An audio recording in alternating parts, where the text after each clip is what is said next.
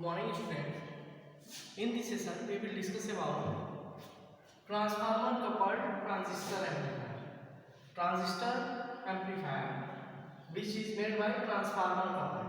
Transformer coupled transistor amplifier is a type of multi-stage amplifier. Multi-stage amplifier abbreviated is many stage. The amplifier whose output comes from number of stages. Number of input stage के बाद जब हमको output प्राप्त होता है तो उस type के एम्पलीफायर को मल्टी स्टेज एम्पलीफायर कहते हैं। तो मल्टी स्टेज एम्पलीफायर के लिए हमारे पास अर्लियर सेशन में हमने पढ़ा था कि पहला ट्रांसफार्मर T1 का जो भी स्टेज होता है, जो भी ट्रांजिस्टर का स्टेज होता है, उसका आउटपुट सेकेंड में फेड किया जाता है। सेकेंड का जो भी आउटपुट है थर्ड में फेड किया जाता है।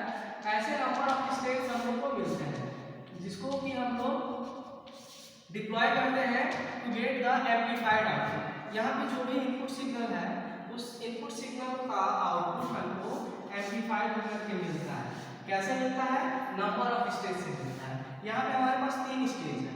First transistor stage, transistor as amplifier stage, second transistor as amplifier stage T2, third transistor as amplifier stage T3।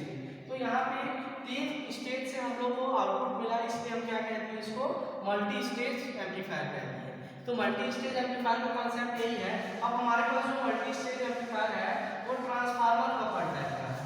तो मल्टी स्टेज ट्रांसफार्मर एम्पलीफायर जो होते हैं वो बेसिकली सिंगल स्टेज से ही मिलकर के बनते हैं। तो हम एक परिकल्पना करते हैं सिंगल स्टेज एम्पलीफायर की। Suppose this one is our T1 amplifier which is connected in common emitter configuration। हमारे लिए डायग्राम में दिया गया है एक एम्पलीफायर सर्किट है जो वोल्टेज डिवाइडर बायस से कनेक्टेड है। यहाँ से हमको इनपुट सिग्नल्स लेना होता है, ऐसा इनपुट सिग्नल जिसको कि एम्पलीफाई करना है। ये रेजिस्टेंस R1, ये रेजिस्टेंस R2 हो गया। अगर हम चाहते हैं कि यहाँ से इस इनपुट सिग्नल को C इन कैपेसिटेंस से डिप्लॉय करें इस सर्किट के लिए, तो ये बेनिफिशियरी है क्योंकि यहाँ पे जो C इन है ये इनपुट कैपेसिटेंस है जो कि हमारे इनपुट सिग्नल के कंटिन्यूअस वैल्यू को इनपुट में फेड करता है, जिससे कोई भी किसी प्रकार की डिसकंटिन्यूटी की संभावना नहीं रहती है। और आपको जो भी ट्रांजिस्टर एज एम्पलीफायर सर्किट के लिए इनपुट देना है वो इनपुट बिल्कुल कंटिन्यूअस हमको मिलता रहे। ये ट्रांजिस्टर जो T1 है इसका ये बेस टर्मिनल हो गया, ये कलेक्टर टर्मिनल हो गया और ये एमीटर टर्मिनल हो गया। एमीटर टर्मिनल में हम एक बाईपास कैपेसिटर C को इस्तेमाल करते हैं। ये हमारा बाईपास कैपेसिटर है।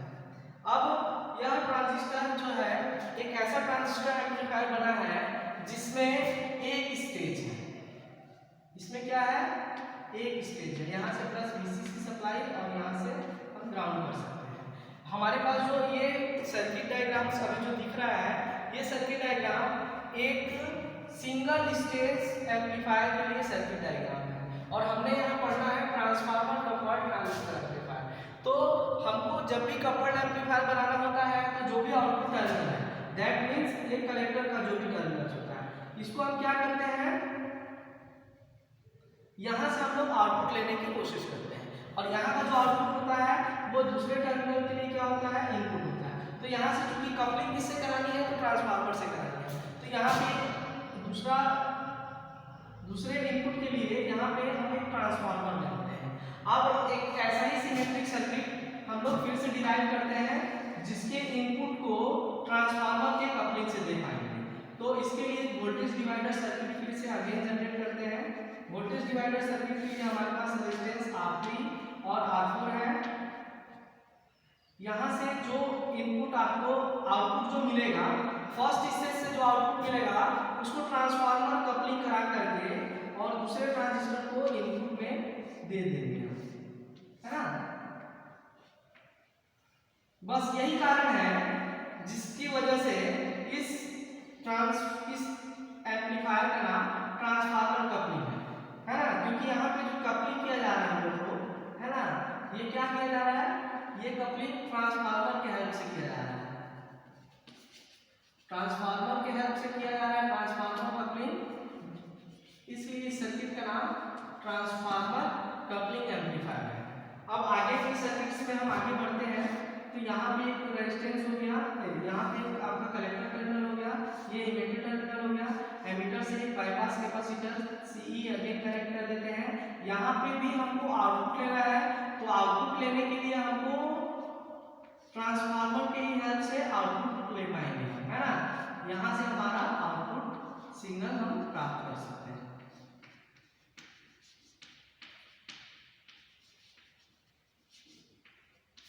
तो ट्रांसफार्मर कपल्ड एम्पलीफायर के लिए ये हमारा सर्किट डायग्राम है। ये जो है फर्स्ट ट्रांजिस्टर है और ये जो है सेकंड ट्रांजिस्टराइज स्टेज है, जिसमें ट्रांजिस्टर एज एम्पलीफायर हमको वर्क करना है। तो ट्रांजिस्टर एज एम्पलीफायर वर्क करने के लिए यहाँ पे दूसरे वाले के लिए बेस टर्मिनल हो गया, ये कलेक्टर टर्मिनल हो गया, ये एमीटर टर्मिनल हो गया। एक लो इनपुट सिग्नल को ट्रांसफार्मर कपल्ड एम्पलीफायर के लिए ट्रांजिस्टर के बेस टर्मिनल से इनपुट देते हैं। यह इनपुट वोल्टेज डिवाइडर बायस के हेल्प से हमको मिलता है, जिसका आउटपुट कलेक्टर टर्मिनल से प्राप्त कर लेते हैं। अगेन इसका जो भी आउटपुट हमको मिलता है उसको ट्रांसफार्मर कपलिंग के सहायता से ट्रांसफार्मर से कपल करके और फिर दूसरे ट्रांजिस्टराइज स्टेज के लिए इनपुट के रूप में दे देते हैं, जिससे अगेन जो ट्रांजिस्टर T2 है उस ट्रांजिस्टर T2 के लिए हमारा इसका फर्स्ट ट्रांजिस्टर का आउटपुट इसके लिए इनपुट हो जाता है। इसके बाद फिर से आगे वही प्रोसेस होता है, यह इनपुट के बेस सिग्नल को collector terminal voltage divider bias की हेल्प से एम्पलीफाई करके और हमको आउटपुट सिग्नल प्राप्त होता है। जो हमको आउटपुट सिग्नल यहाँ पे प्राप्त होता है, यह आउटपुट सिग्नल हमारा ट्रांसफार्मर कपल्ड एम्पलीफायर का आउटपुट होता है। और ट्रांसफार्मर कपल्ड एम्पलीफायर जो है एक ऐसा एम्पलीफायर होता है जो कि लो सिग्नल को एम्पलीफाई करने के लिए जिम्मेदार होता है। हमको इनपुट में जो भी सिग्नल हमने फेड कराया है, इस इनपुट सिग्नल को एम्पलीफाई करने का काम ट्रांसफार्मर एम्पलीफाई करता है। मेन रीजन यह भी है कि हमारा जो गेन प्राप्त होता है, जो गेन प्राप्त होता है वोल्टेज गेन और power gain by means of another amplifier that such as RC amplifier. RC amplifier में एक डिमेरिट था। RC एम्पलीफायर का डिमेरिट यह था कि उसका जो लो वोल्टेज गेन है या पावर गेन है वो लो प्राप्त होता था, है ना। तो उस ड्रॉबैक्स को ओवरकम करने के लिए हमने ट्रांसफार्मर कपल्ड ट्रांजिस्टर एम्पलीफायर का यूज करना शुरू किया, जिससे हमको जो गेन है वो एम्पलीफाइड गेन मिल सका, इनफ गेन मिल सका जो हमारे लिए सफिशिएंट था। तो ये एक ड्रॉबैक्स था RC कपल्ड एम्पलीफायर का, low voltage and power gain, जिसको कि हमारा ट्रांसफार्मर कपल्ड एम्पलीफायर जो है वो दूर कर दिया, है ना। अब इसके एडवांटेज के बारे में हम बात करेंगे। What are the advantages? तो हमारा ट्रांसफार्मर कपल्ड में कौन सा एडवांटेज है? पहला एडवांटेज तो ये है कि इसका जो पावर गेन है ना, वोल्टेज गेन है या पावर गेन है, हाई होता है।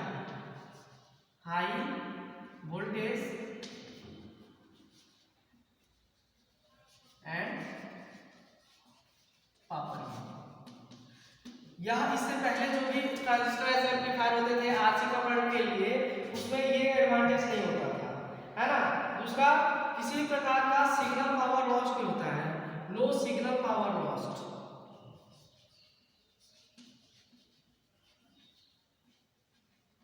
इस टाइप के ट्रांसफार्मर एम्पलीफायर में किसी भी तरह का सिग्नल पावर लॉस नहीं होता है। और हमको सबसे बड़ा एडवांटेज जो है वो ये है कि एक्सीलेंट इंपेडेंस मैचिंग मिलता है।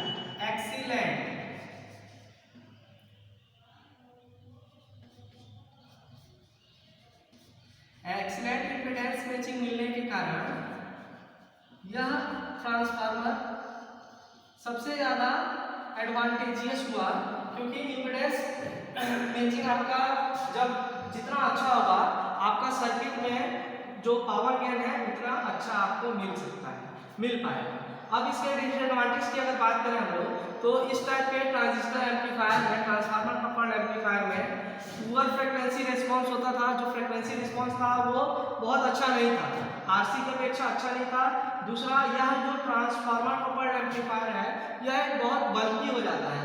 एक्चुअली यहाँ पे ट्रांसफार्मर की कपलिंग की जाती है दो जगह, इसकी वजह से यह जो एम्पलीफायर सर्किट है कुछ बल्की हो जाता है, और बल्की हो जाने की वजह से जो है इसके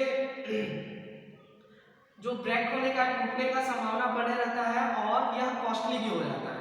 तो ये इसका डिमेरिट है, ट्रांसफार्मर कपल्ड ट्रांजिस्टर एम्पलीफायर का डिमेरिट यह है कि पुअर फ्रीक्वेंसी रिस्पांस होता है, पहला डिमेरिट है। बल्कि होता है, पुअर फ्रीक्वेंसी रिस्पांस है ना, डिसएडवांटेज।